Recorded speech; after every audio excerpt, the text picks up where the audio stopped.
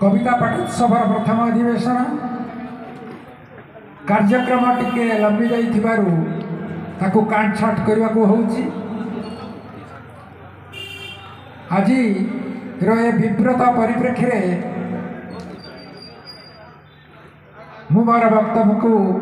संक्षिप्त करी एवं मंच में बसीथिबा उपसभापति मनोरंजन महांती महोदय, संयोजिका सावित्री कवि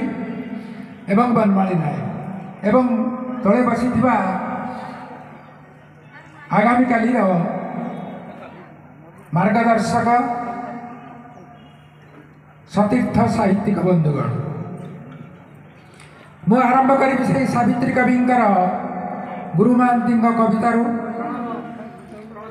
हे क्रूर हे उद्धव सखामर प्राणर दूसर रुआ रुआ छड़ा हुआ पिठी रे तुम परी बोझ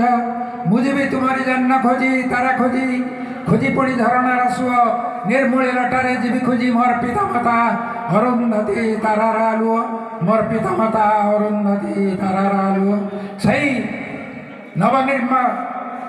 नवनिर्माता ओडिशा आज डॉक्टर हरकृष्ण महताब वर्तमान आज आम स्मरण करवा रमादेवी को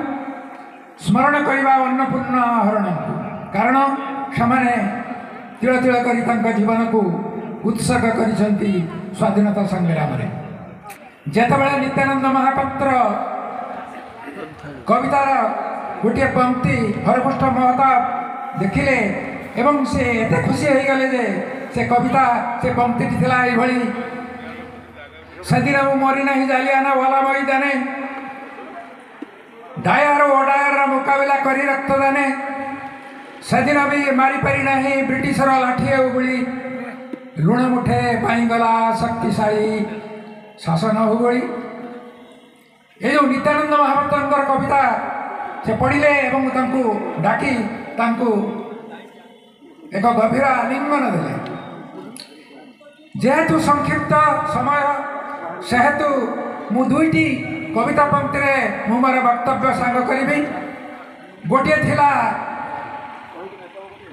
डॉक्टर हरकृष्ण महताबंकर झंकार प्रथम संख्या प्रथम कविता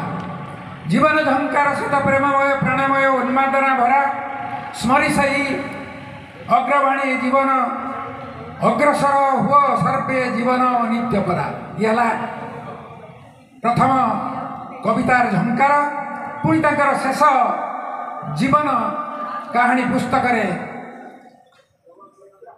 जात्रा सरिला गहल कमिला सरिला एठी मेला दुकान उठाई आरपार जीवी